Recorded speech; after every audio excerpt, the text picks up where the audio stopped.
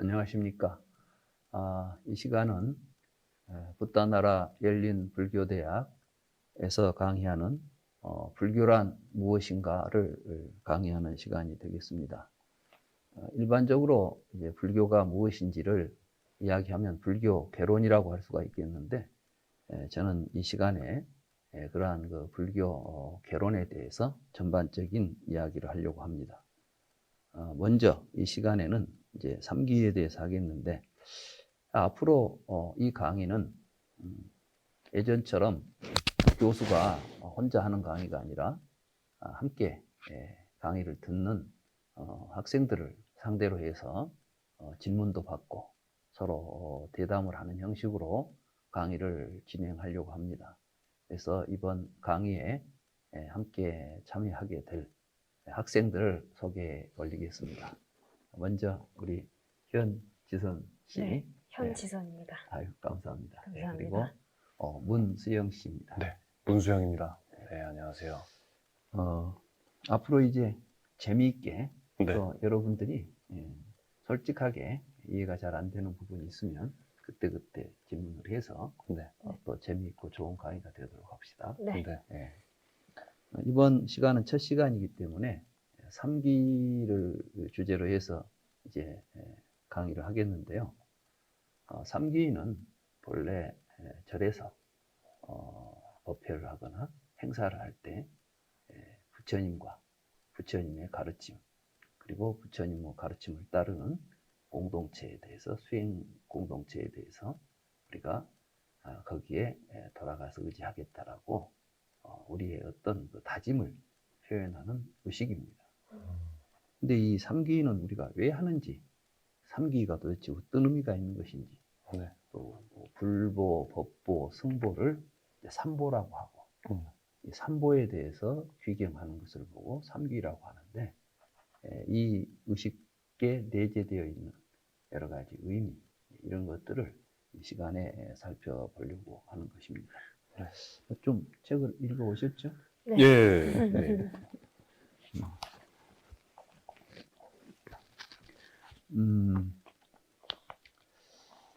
여기 이제 본래 그 3기를 빨리요, 그러니까 이제 부처님의 부처님 당시에 사용하던 부처님의 언어로 표현하면 그게 이제 현재 남방불교, 동남아시아 이쪽에 전해 내려오는 이제 언어가 있습니다. 빨리어라는 언어인데, 그 언어로 표현을 하면 3기를 이렇게 합니다. 붓당 사라낭 가짜미, 이렇게 이제 담망 사라낭 가짜미, 이런 의식을 할 때 이렇게 말을 해요. 쌍강 사라낭 가짜미, 이렇게 말하는데, 이게 이때 이제 연불 같은 건가요? 그렇죠. 그게 뭐 우리가 보통 연불, 그럼 절에서 하는 의식에 하는 모든 소리를 우리가 연불이라고 해버리죠. 실제로 이제 연불이라는 걸, 우리가 지금 쓰고 있는 연불이라는 말 자체가 이런 절에서 하는 모든 의식에 사용되는 그 말 자체를 연불이라고 표현을 해요. 그래서 엄밀히 말하자면 이제 독경, 경을 읽는 거 하고 연불하고, 또는 이렇게 법회 의식을 행하는 의식하고가 사실은 이제 다 다르죠.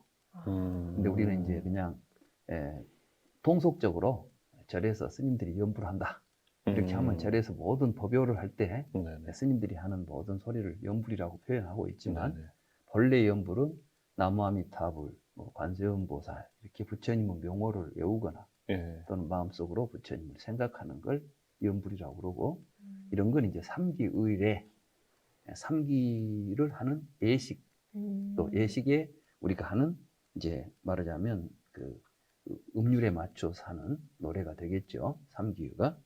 요즘은 이제 3기를 할 때 뭐 거룩한 부처님께 귀의합니다리 번역을 해가지고 한국말로 그렇죠. 이제 뭐 3기를 이제 잠불가로 만들어서 거룩한 부처님께 그 노래처럼 합니다, 이렇게 해서 현재 우리나라에서는 이제 3기를 한글화해서 하고 있어요. 아, 노래가 있구나. 그렇죠. 네.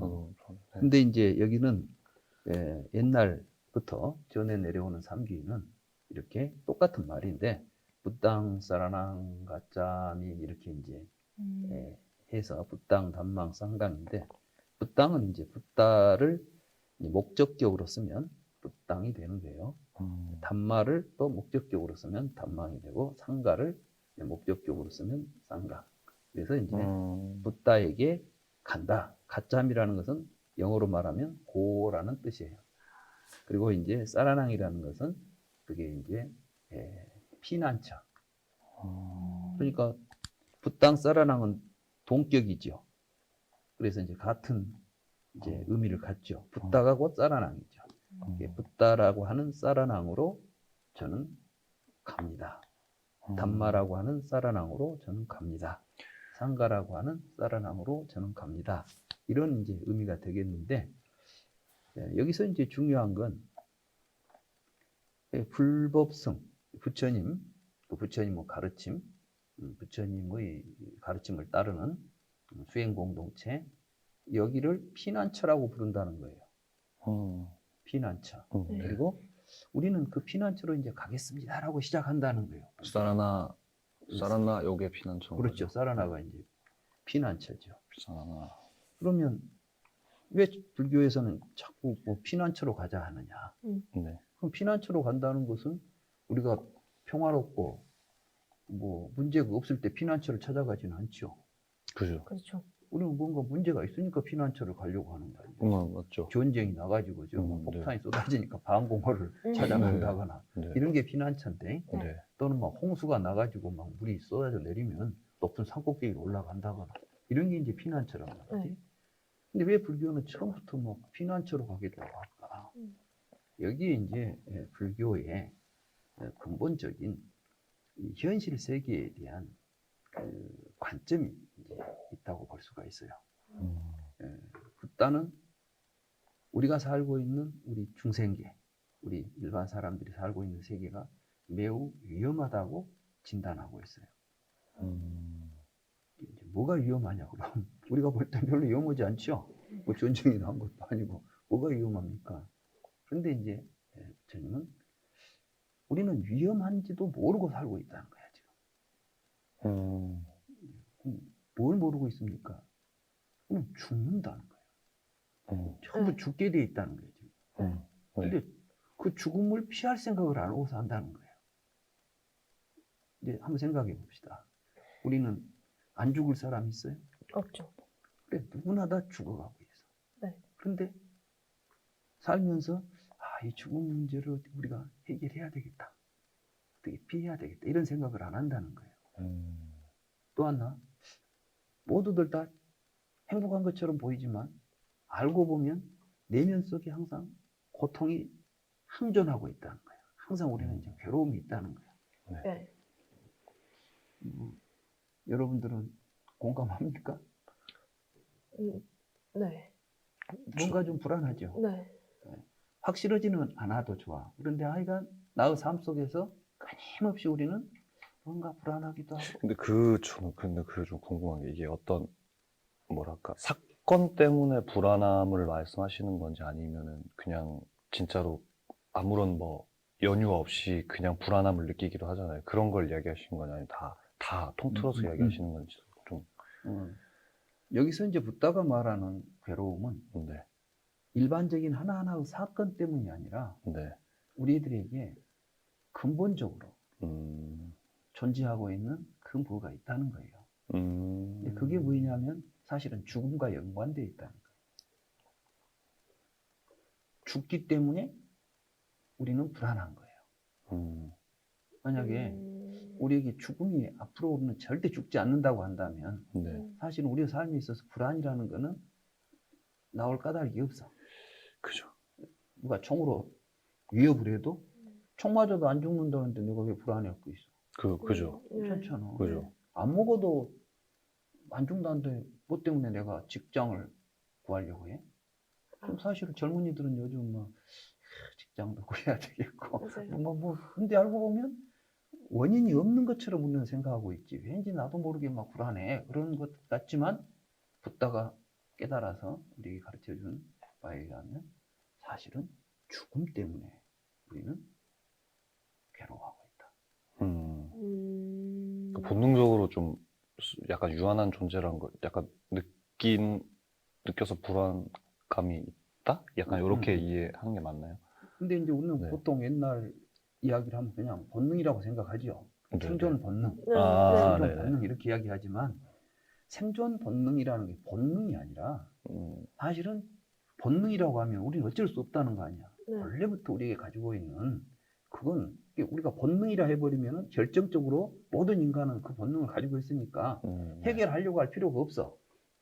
본능인데 어떻게 그걸 바꾸겠어. 우리 천천적인 건데. 근데 붓다는 그렇게 이야기하는 게 아니라 네. 우리는 그게 본능적이니까 그냥 그렇게 살자고 생각하지 말라는 거야. 알고 보면 해결할 수 있다는 거지. 죽음을요? 그렇지. 죽음은 문제를 해결할 수 있다는 거지. 어떻게? 그러니까 이제 이게 좀 그거 어떻게 알려고 공부하는 그렇지. 아, 그렇긴 한데.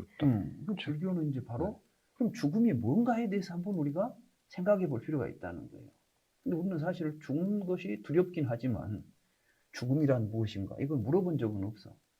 누구도 죽고 누구도 죽었다고 하는 사실들은 봤지만 죽음이 구체적으로 어떤 현상이고 무엇을 죽음이라고 말해야 될지 내가 지금 느끼고 있는 불안의 그 근원인 죽음에 대해서 깊은 성찰을 안 한다는 거예요. 그냥 그래 그냥 죽을 거라고 믿고 사는 거지. 그러니까 문제가 심각한데도 불구하고 해결을 하려고 하지도 않고 해결하려고 하지 않으니까 끊임없이 그것이 우리를 불안하게 만들고 고통스럽게 만들고 있다는 거예요. 근데 이제 석가모니, 마지막 시달타가 위대한 거는 바로 그러한 문제들에 대해서 도전을 해본 거야. 그래서 이런 이야기가 있어요. 출가를 하려고 하죠. 시달타는 사실은 굉장한 그 명문 집안의 출신 아니에요. 왕자님 왕가. 아니에요? 왕자니까. 네. 그러니까 카필라라고 하는 그 석가족의 왕국에 태자로 태어났는데 그것도 뭐 굉장히 귀하게 태어났지. 40이 넘어서 아버지가 아들을 처음 낳았으니까. 그러니까 얼마나 귀한 아들이야. 그러니까 막 금지 오격으로 궁전을 3개를 지어가지고 거기는 이제 그 인도는 우리처럼 4계절이 아니라 3계절이에요. 건기, 우기, 그 다음에 이제 혹한기. 추울 때, 또 비 많이 올 때, 또 더울 때, 이렇게 이제 3계절이 있는 거예요. 네. 그리고 이 계절마다 가장 좋은 환경에서 그 계절을 날 수 있도록 궁전을 3개를 지어놓고 거기를 돌아가면서 이제 계절에 따라서 거기서 사는 거지. 이야. 거기다가 이제 뭐 온갖 뭐 호의호식을 하면서 살았던 거예요. 이 태자가. 근데 어느 날 태자가 이제 와가지고 나는 왕자의 지위를 버리고 출가해서 수행을 하겠습니다 하니까 아버지가 뭐가 부족해? 네 원하는 게 다 해줄 테니까 제발 집 나간다는 소리는 하지 마라. 그러니까 시달타가 그러죠. 죽음의 문제를 해결해 주십시오. 내가 지금 이걸 이렇게 누리고 살면 뭐합니까? 이거 죽을 건데. 언제 죽을지도 모르고. 내가 지금 누리는 이 모든 부귀 영화나 이런 것들도 죽음을 통해서 아무것도 남지 않지 않습니까? 너무 허무합니다. 나는 이 문제를 해결하지 않고서는 행복할 수가 없다고 생각했습니다. 그래서 나는 이제 그 문제를 답을 찾기 위해서 출가하겠습니다. 이런 말하는 거예요. 그게 그때 나이가 어느 정도 때? 그때 이제 출가한 구체적인 나이는 29이었는데 사실은 출가를 결심한 건 매우 어려서요. 결심한 건요? 결심하고. 근데 이제 그러니까 이제 왕은 출가를 못하게 하려고 더욱 세상 이렇게 재밌어. 그건 나가면 뭐 고생만 하지. 여기서 놀면 얼마나 좋아하고 이제 온갖 이 쾌락을 누릴 수 있는 그런 이제 그 환경을 제공했음에도 시달타는 아무리 그러하다고도 죽음을 생각해 보면 다 쓸데없는 것이 되는 거야. 뭐 죽을 놈이 지금 여기서 춤추고 너무 뭐 하겠어. 한번 생각해 봐요. 되게 설득력이 있는 것 같아요. 약간 뭐라고 해야 되지? 그러니까 저도 처음에는 아니 음. 왕자가 음. 그 어린 나이에 어떻게 출가를 했을까? 그 모든 것을 누리고 살았을 텐데 나 같으면 그냥 그러고 살았을 것 같은 뭔 생각이었지 했는데 무슨 말씀을 들어보니까 아 그럴만 했겠다. 그렇게 오히려 모든 걸 다 이렇게 누리고 살았으니까 그 어떤 근본적인 질문에 막혀서 내가 모든 게 있음에도 이거는 막을 수 없다면 행복하지 않았을 것 같다는 생각이 드는 것 같아요. 그러니까 약간 죽음이라는 게. 그런 느낌이라니까. 약간 서울대 나온 사람이 공부에 대해서 알려주면 되게 설득력 있잖아. 내가 이야기하면 설득력이 없단 말이야. 근데 다 가진 분이 그렇게 이야기를 하시니까 더 신뢰도가 생기는 그러니까. 약간 그런 느낌. 맞아. 그렇지. 거지가 네. 출가했다. 그래서 약간 느낌이 다르잖아요. 별로 네. 뭐 먹을 게 없으니까 얻어먹으러 다녔겠구만. 네. 이렇게 말하지만 다 가진 분이. 사실은 다 가진 사람이 그걸 다 버렸다는 것은 네. 근데 이제 설득력만 있는 게 아니라 실제 우리는 다 가진 사람이 행복하지 않다는 사실을 시달타는 보여주는 거예요. 우리가 지금 우리 주변에 보면 네. 돈 많은 사람들, 막 그 집 자제들은 행복에 넘칠 것 같지 않아요. 근데 사실은 그 속에서 너무나 이제 풍요로움, 이것이 오히려 우리의 정신을 이제 굉장히 고통스럽게 만들어내는 부분이 있죠. 그래서 요즘 이제 우리 주변에 뭐 좀 문제가 되는 네. 뭐 재벌 뭐 2세, 3세들이 네. 뭐 마약에 빠진다거나 이런 경우들 있잖아요. 네네. 네. 이것도 알고 보면 사실은 이제 괴로우니까 행복하고 좋다면 뭐 때문에 그 마약 하겠어. 그죠. 근데 사실은 마약을 하는 경우들이 되게 보면 힘드니까 하는 거예요. 그리고 우리가 이제 그걸 뭐 죄악시하지만 사실은 알고 보면 그러한 것을 하지 않아도 좋은 세상을 또 그런 상황을 우리가 만들어가는 게 중요하지. 그래서 이제 마약을 퇴치하는 가장 좋은 방법은 마약을 벌로써 처벌하는 게 아니라 마약을 할 필요가 없는 사회 그런 우리들의 그 삶의 세계를 열어주고 보여주는 게 중요하지 않겠어요? 그죠. 그래서 이제 시달타는 사실은 이제 그러한 그 상황 속에서 출가를 결심해요. 근데 또 참 재밌는 게 그게 이제 그 나라에서 최고 미녀하고 또 결혼을 시켜요. 그 아버지가요? 아버지가 이제 네. 야쇼다라라고. 근데 결혼해가지고 시달타의 아들이 이제 라울라라고 하는 아들이 태어나는데, 그러니까 결혼해서 살다가 시달타는 근데 이제 생각이 항상 지금 어디로 도망갈 생각만 하는 거야 지금. 왕이 이제 물었지. 내가 다 해결해 줄 텐데 네가 뭐 때문에 문제가 있어서 출가를 하려고 하느냐. 그러니까 죽음의 문제를 해결해 주세요. 그러니까 이제 어떻게 하겠어? 지금까지 누가 죽음의 문제를 해결한 사람이 없잖아요. 그래서 이제 왕이 그렇게 말하죠. 야, 그걸 누가 그걸 해결하냐? 태어나면 죽는 거야. 그건 해결할 수 없는 문제인데. 그거 말고 다른 건 내가 다 해주마. 그러니까 이제 시달타는 내가 출가하려고 하는 게 그 문제 때문인데 그 문제가 해결이 안 된다면 내가 해답을 찾아야 되는 거 아니에요. 나는 그 해답을 찾고 싶습니다라고 이제 이야기를 했죠. 네. 네, 그랬지만 이제 결혼하고 쪽에 이제 막 분위기가 출가하기 어려운 분위기가 되니까 이제 대충 어째 살다가 드디어 이제 야쇼다라 그 부인이 출산을 하게 됐어요. 네. 그래가지고 이제 드디어 이제 시녀가 드디어 왕자가 태어났습니다. 이제 야쇼다라가 이제 아들을 낳은 거야. 얼마나 이제 경사스러운 일이에요. 아들을 옛날에는 남자를 이제 왕위를 계승할 태자가 태어났으니까 와가지고 이제 태자님 기뻐하십시오. 야소다라 공주님께서 왕자님을 낳았습니다. 이렇게 말하니까 그때 이제 시달타가 라울라가 세상에 태어났구나. 이렇게 이제 탄식을 했는데 그 라울라가 인도말로 뭐냐 하면 해방꾼이라는 뜻이에요. 방해자.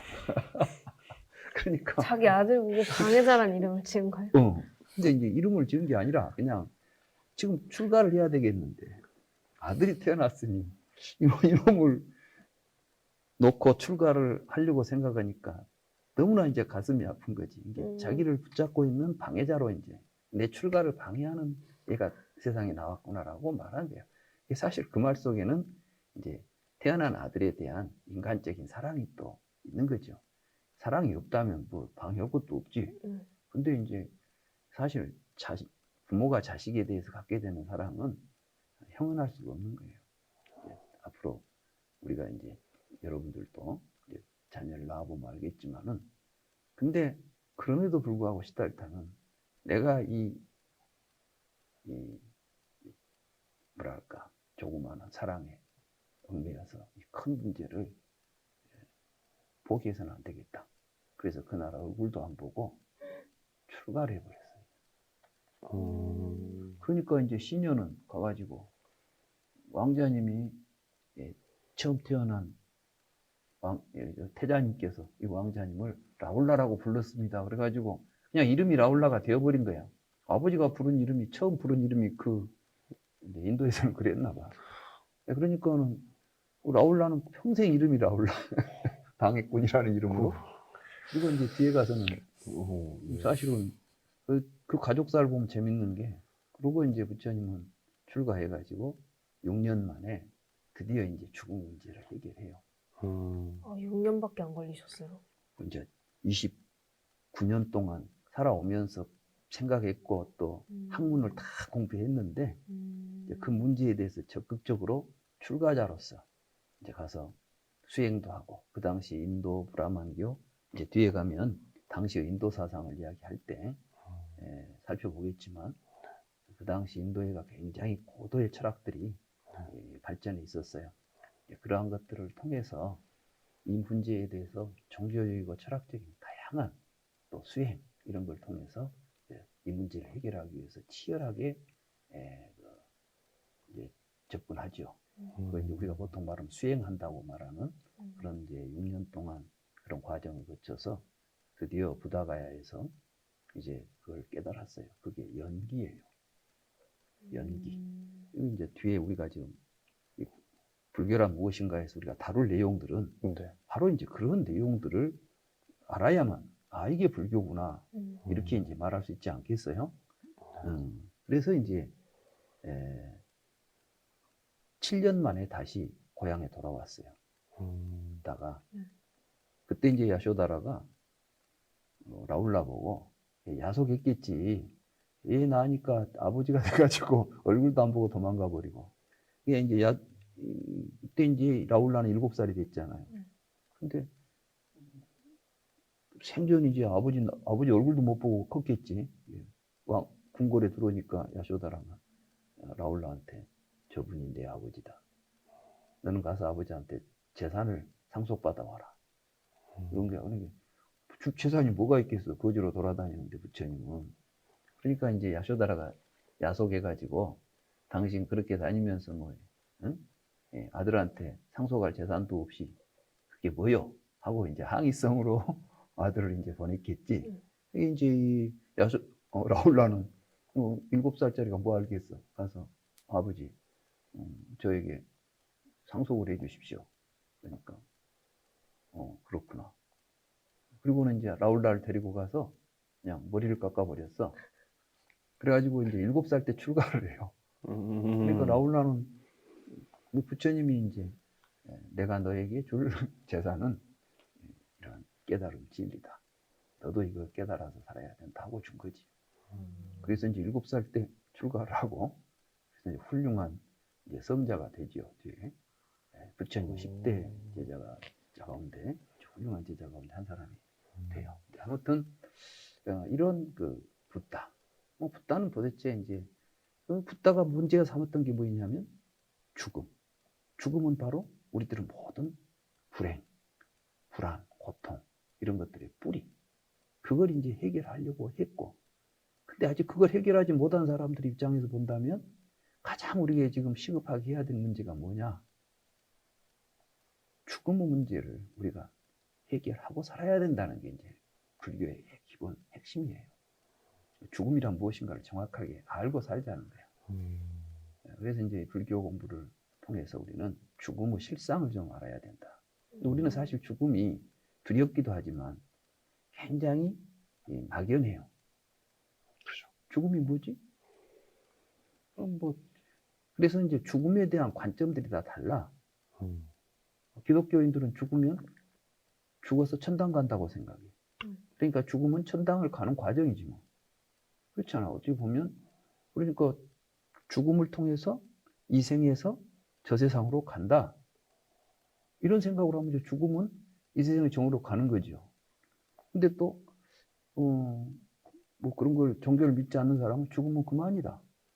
죽으면 이제 모든 것이 끝나버리는 허무한 이제 죽음을 통해서 우리의 모든 삶은 종결되고 끝나버리는 거. 이렇게 되겠죠? 그래요. 또 뭐 인도에서는 윤회설이 있었으니까. 뭐 죽음은 이 생에서 저 생으로 건너가고 이제 우파니샤드에 보면 그래. 메뚜기가 이 벼에서 저 벼로 뛰어다니듯이 우리는 죽으면 이 세상에서 저 세상으로, 저 세상에서 다음 세상으로 이렇게 계속 옮겨다닌다는 거야. 그 죽음에 대한 생각 자체도 우리는 그러면 뭐가 진짜 죽음이죠? 우리는 똑같이 죽음을 보고 있는 것 같아도 알고 있는 죽음은 다 또 내용이 달라요. 사실 또 여러분 자신에게 한번 물어보세요. 나는 죽음이 뭐라고 생각하는가? 그러면은 자기가 가지고 있는 어떤 생각이 있을 거야. 그리고 죽음은 자기가 가지고 있는 그 생각으로 이해되는 것이었지 실제로 죽음 자체가 무엇인지에 대해서는 명확하게 이해가 안 되고 있어, 우리에게. 맞죠? 그렇죠. 그죠. 근데 그게 우리를 이제 막 불안하게 만들고 우리의 삶의 고통에 뿌리로 작용하고 있다는 사실은 우리는 이제 분명히 이 문제를 한번 짚고 넘어가야 된다. 그래서 불교에서는 이제 종교적인 어떤 전제를 해가지고 이 문제를 해결하는 게 아니라 부다는 왜 우리는 늙어 죽지? 늙어 죽으면 왜 우리에게 문제되고 있지? 이렇게 이제 물어요. 그게 이제 부다가 깨달은 과정이야. 부다는 이제 그걸 우리에게 분명하게 나는 이런 과정을 통해서 죽음의 문제를 해결했다고 가르쳤어요. 그게 다르마야. 법, 가르침. 그러니까 이제 불법성 삼부할 때 이제 부처님이 죽음 문제를 해결했죠. 죽음에서 벗어난 사람이야. 당신은 어떻게 해서 죽음에서 벗어났습니까? 내가 만약에 나는 죽음 문제를 해결했습니다. 그러면 그냥 그래요 믿어버려야 되겠어. 진짜예요? 이렇게 이제 물어봐야 되겠지. 네가 어떻게 죽음 문제를 해결했어? 그러니까 그래 나는 이렇게 생각했다. 왜 우리는 늙어 죽지? 늙어 죽으면 왜 우리에게 나타나지? 나는 그걸 생각해 보니까 태어남이 있으니까 죽음이 있더라. 그렇죠. 그렇잖아. 이제 이해가 되지? 네. 부다는 이렇게 이제 뭔가 내가 태어났구나. 태어나서 늙어 죽고 있구나 나는. 태어남이 없었다면 늙어 죽는다는 생각도 나에게는 없었을 거야. 내가 태어났다고 생각하고 살기 때문에 늙어 죽는다는 생각도 하고 살고 있는 동시에. 그지? 그럼 왜 나는 태어났다는 생각을 하게 됐지? 그러니까 거기서 부처님 어떤 놈이 있어가지고 태어나잖아 지금. 우리가 태어났다 할 때 그냥 태어났다는 말을 하려면 앞에가 뭐가 있잖아. 그놈이 태어났다 그러잖아. 개가 태어났다 할지 사람이 태어났다 할지 영수가 태어났다 할지 뭐 철수가 태어나 이렇게 할 때는 뭐가 존재가 있어야만 그놈이 태어나서 늙고 죽는 게 이제 그 존재가 이게 뭐냐면 우리 존재들이에요. 나라고 하는 존재. 나라고 하는 존재가 있으니까 태어나고 늙어 죽는다는 생각도 나라고 하는 존재가 있음으로 해서 비로소 내가 태어나고 내가 죽는 거야 지금. 여러분들에게 있어서 죽음의 문제는 남의 죽음이 문제돼 내 죽음이 문제돼? 내 죽음이죠. 내 죽음이잖아. 남이 죽든 말든 그건 좀 누가 남한테 총을 쏘고 있으면 내가 겁나? 총구가 나를 향해 있을 때 겁이 나지. 사실은 죽음 문제는 내 문제인 거야. 내가 있기 때문에 내가 태어나고 내가 죽는다는 하는 이게 이제 자기 존재의 문제. 그럼 도대체 나는 누구지? 자기 존재는 뭐지? 그래서 이제 불교 문제는 죽음의 문제를 생각하다 보니까 나는 도대체 뭐야? 하는 이제 자기 존재 문제를 주제로 삼지 않을 수가 없는 거예요. 그런데 또 세상에 가장 많이 쓰는 말이 나라는 말이지. 나는 말하고 싶으면 나야, 나. 우리 의식 속에서 가장 강하게 나의 삶을 지배하고 있는 단어가 있다면 나라는 말 아니겠어요? 그렇죠. 중심이 되면 나지 않아. 근데 그럼 너는 누구냐? 이렇게 물어보면 대답을 한번 해봐요. 나는 누구지?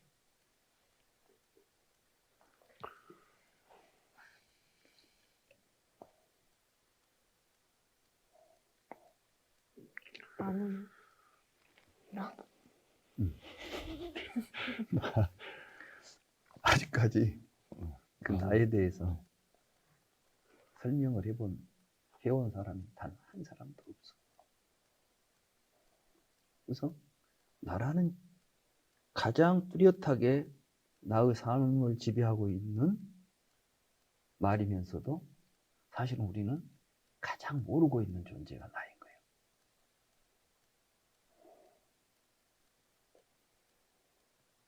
네. 아직까지 그런데 사람들이 그 나에 대해서 진지하게 묻고 답을 구하지 않아 왔어요. 지금까지. 그냥 내가 있다는 사실을 전제해버렸어. 당연하게 된 거. 당연하게 생각했지. 근데 사실 물어보면 굉장히 애매한 거야. 과연 내가 뭘까?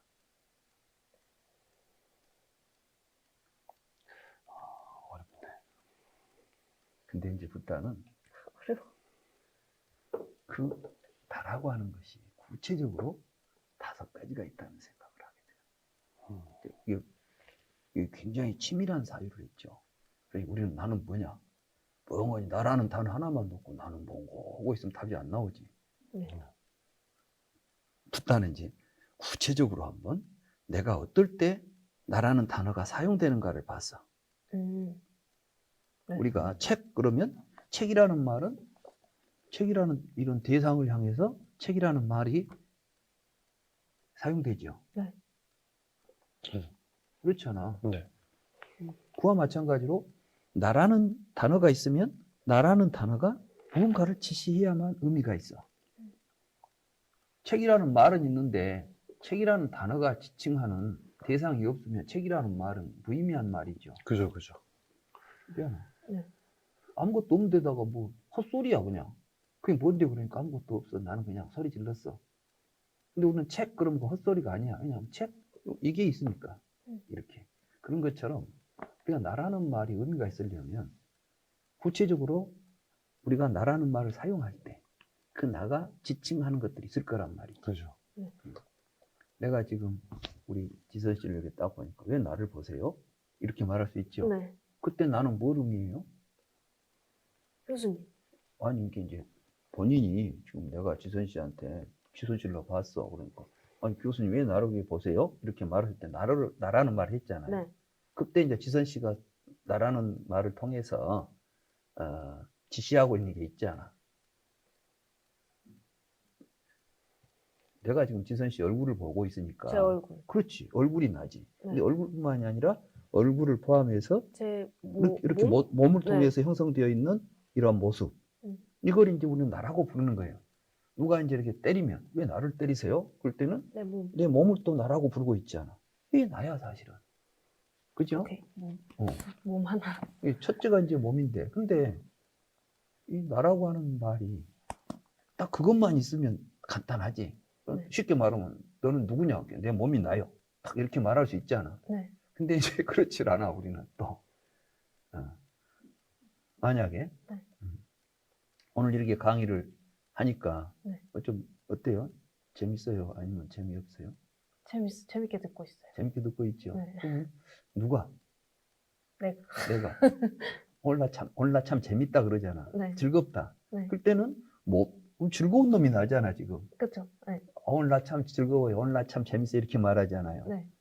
그러면 그때 나는 뭐 아까 내가 왜 나를 보세요? 왜 나를 때려요? 할 때의 나하고 아, 나는 지금 재밌는데? 오늘 나 즐거운데? 할 때의 나는 똑같은 존재 같아요. 뭔가 좀 달라요. 다른데 같은. 근데 좀 나라는 단어는 같음에도 불구하고 분명히 이때는 지금 느끼고 있잖아. 즐겁다고 네, 느끼는 네, 감정이 있잖아. 네, 즐겁다 이런 건 이제 감정이잖아. 네, 이 감정을 지금 나라고 부르고 있잖아요. 네. 즐거운 감정을 누리고 있는 놈이 나야 지금. 음. 그렇죠? 네. 어때? 그렇게 생각해 보니까 좀 그런 맞다고 생각이 돼요? 네. 그렇지. 그럼 이제 그래 나는 그게 옳다고 생각해 이렇게 이제 말할 수 있죠.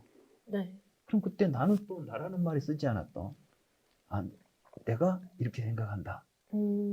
그럴 때는 아까는 나는 즐겁게 느꼈을 때 즐겁게 느낀 놈이 나였는데 이제는 이렇게 생각하는 놈을 또 나라고 부르고 있는 거야.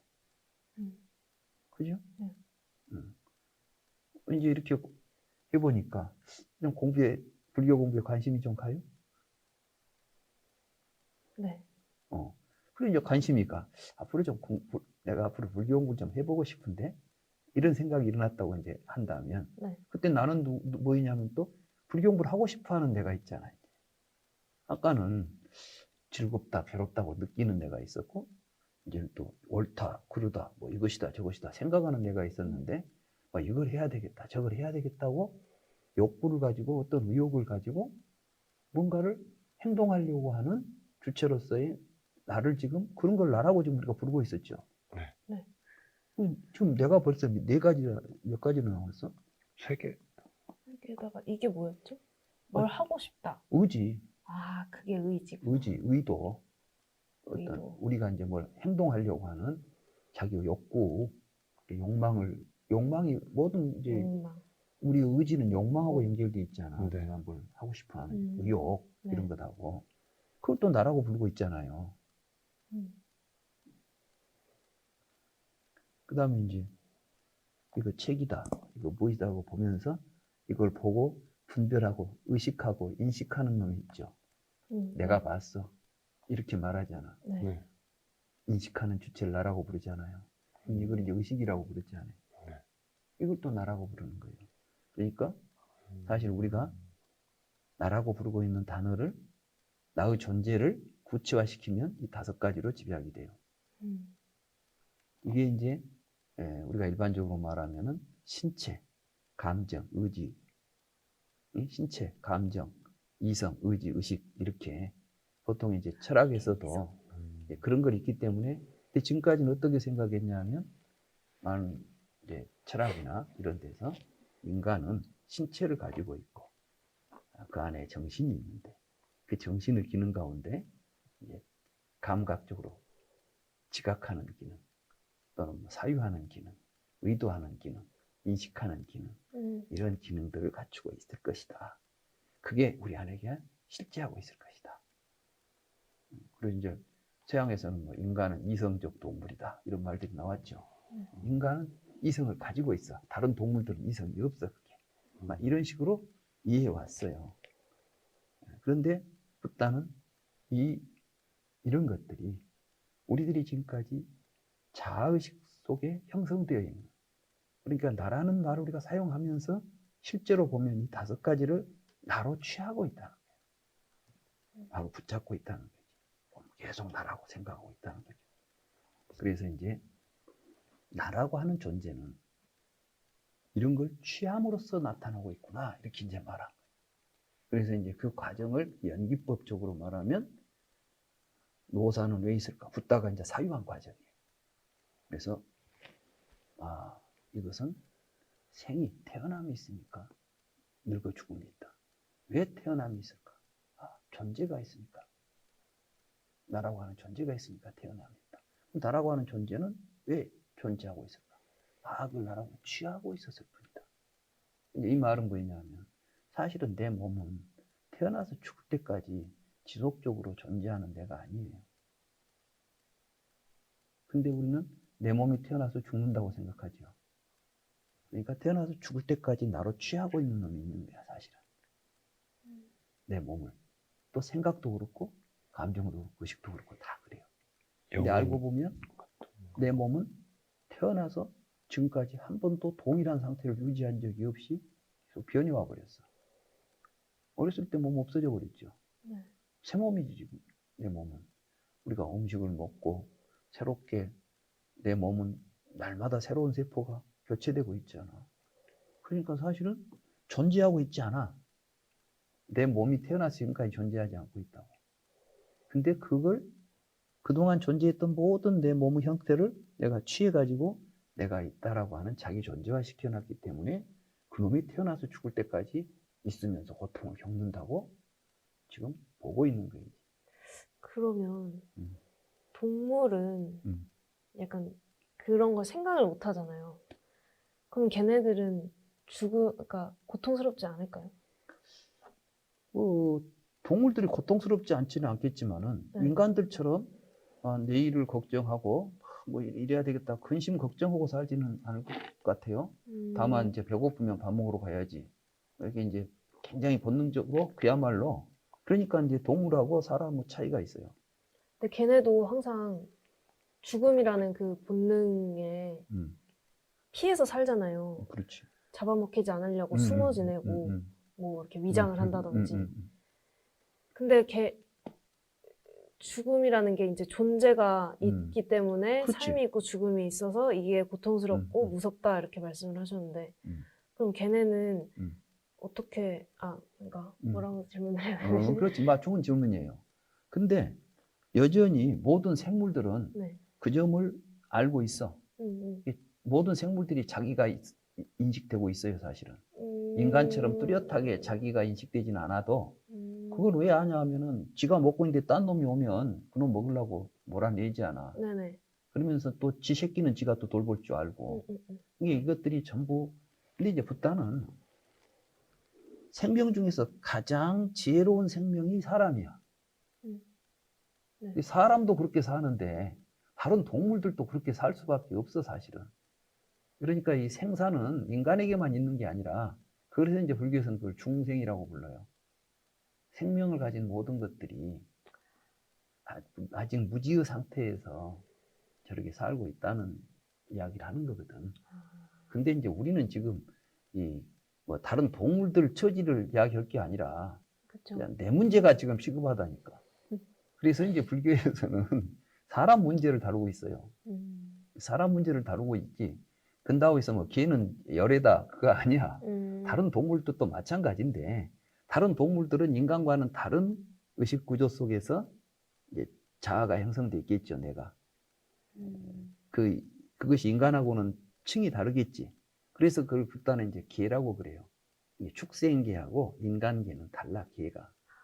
중생개가 나눠져 그래서. 있군요. 그렇죠. 그러니까 이제 개라는 것 자체를 불교에서는 같은 사람도 의식이 다르면 개가 달라요.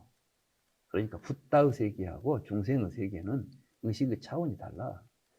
붓다는 벌써 이런 걸 보고 있는 의식을 가지고 세계를 보고 있고 우리는 그걸 모르고 살고 있으니까 이게 무명계, 말하자면 무지한 상태에서 보고 있는 세계하고 그걸 깨달아서 보고 있는 명계, 밝은 세계하고는 차이가 있는 거예요. 그래서 불교에서는 이 무명의 그 어둠을 벗어나서 진실을 보고 명계로 가서 다르게 살아가자고 하는 걸 붓다가 이제 깨달아서 알려준 거죠. 그래서 이제 다른마는 붓다가 그렇게 깨달았던 그 깨달음의 내용이 이제 연기법이라고 그래요. 그걸 이제 뒤에 공부하겠는데 오늘은 이제 다른마가 그렇다는 정도만. 그러면 이제 왜 그러면 우리는 이렇게 태어나서 늙어 죽는다는 생각을 하고 살까? 모르기 때문이라는 거예요. 무명. 그래서 이제 뭘 모르느냐? 그 내용은 앞으로 이제 공부할 거예요, 여기서. 이런 구조를 통해서 부처님이 우리에게 죽음으로부터 벗어나는 길을 가르쳐 준 게 다르마예요. 법. 불법승 삼부할 때. 아까 이제 담망 싸라낭 때 담마가 바로 부처님이 깨달아서 우리에게 보여준 진리. 그럼 이제 그 진리가 드러났으니까 그 진리를 이제 이해하고 실천하면서 그 괴로움을 벗어나서 행복한 세상을 만들어가려고 하는 부처님의 가르침을 따르는 승가, 네. 모임이 있겠죠. 네. 이걸 보고 이제 승가라고 그래요. 그러니까 우리 불교를 공부한다는 것은 부처님께서 생사로부터 벗어났다. 이제 이걸 보고 불교에서는 이제 자유라고 그래요. 해탈이라고.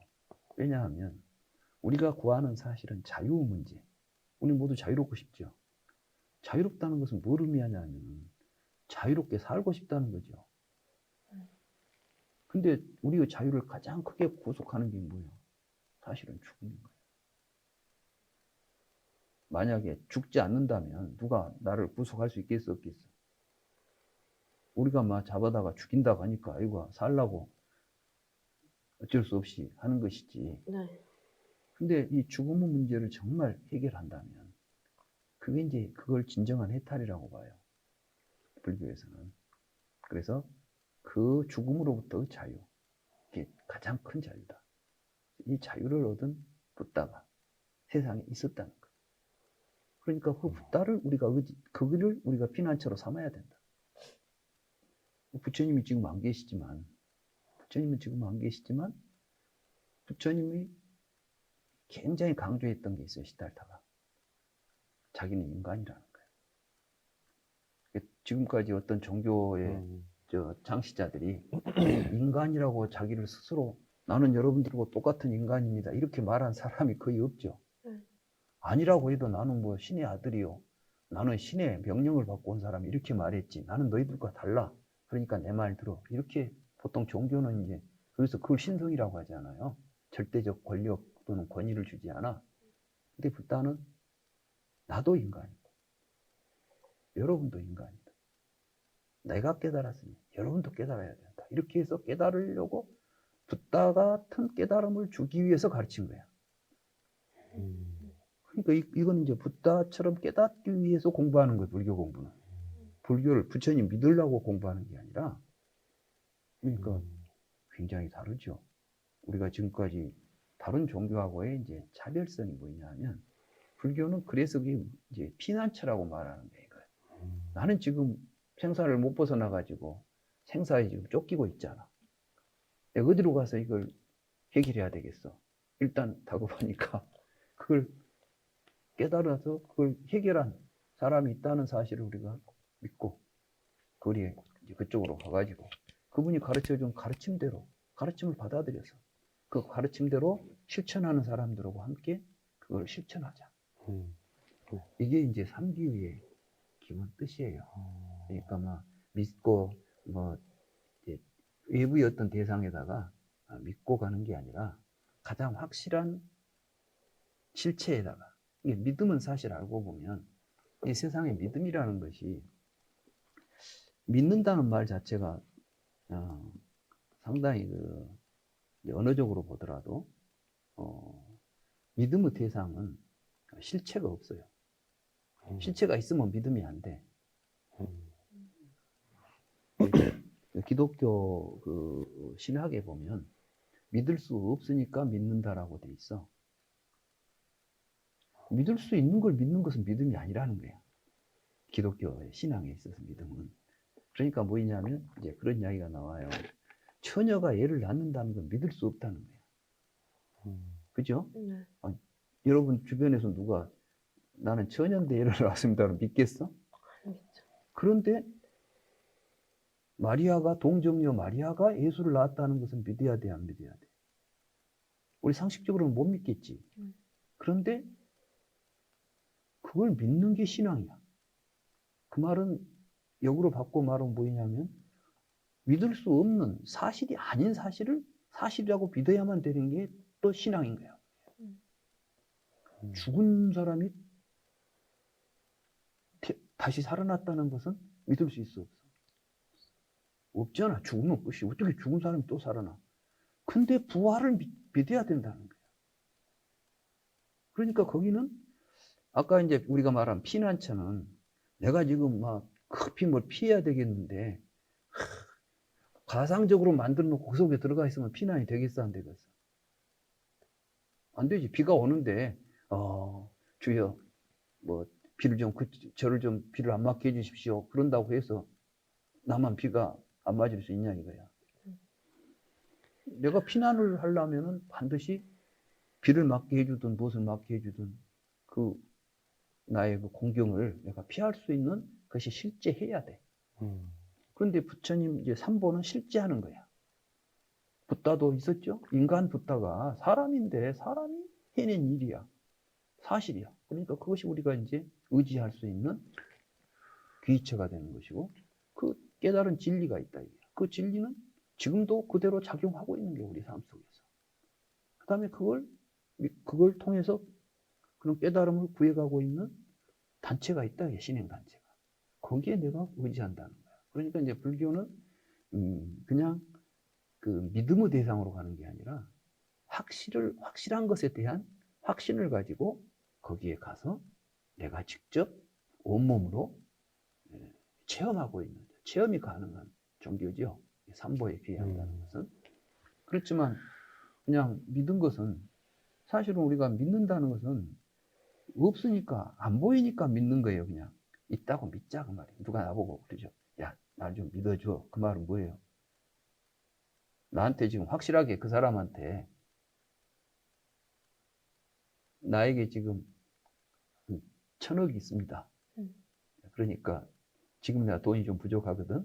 근데 지금 나한테 1,000억만 빌려줘. 내가 1,000억 있는 사람이야. 그러면 저 사람이 1,000억이 있는지 없는지는 모르지.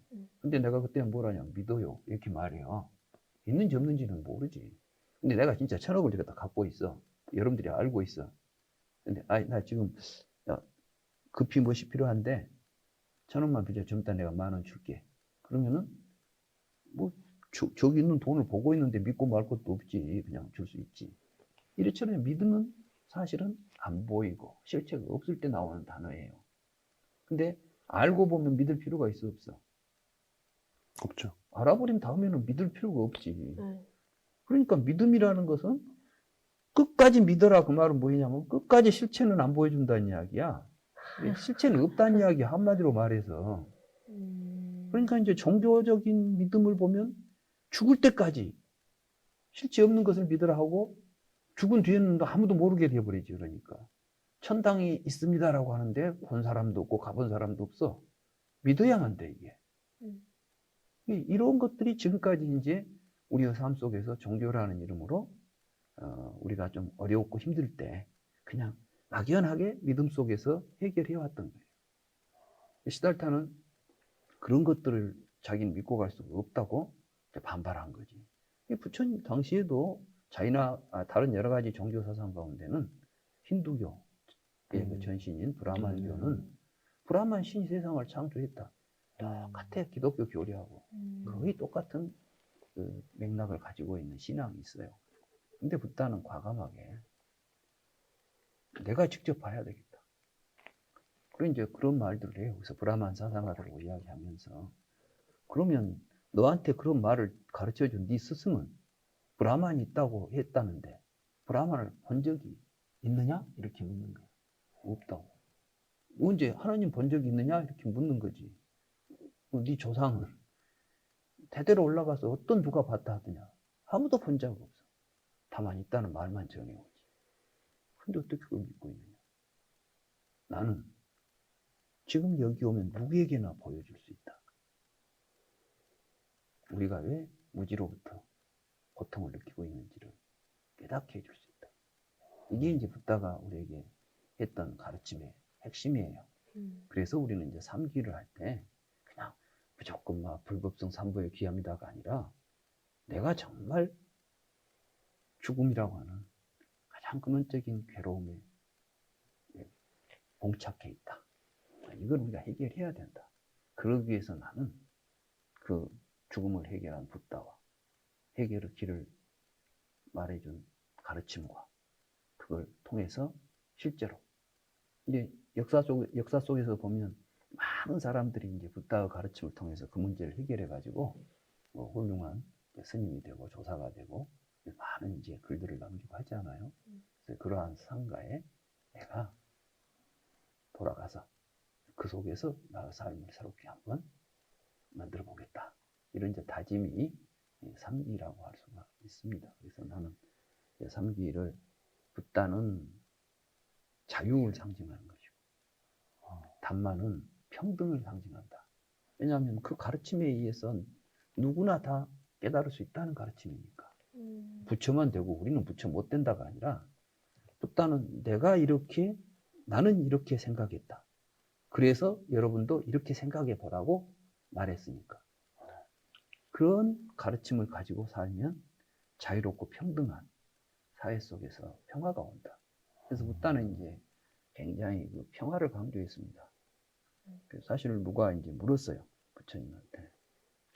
당신은 뭘 가르칩니까?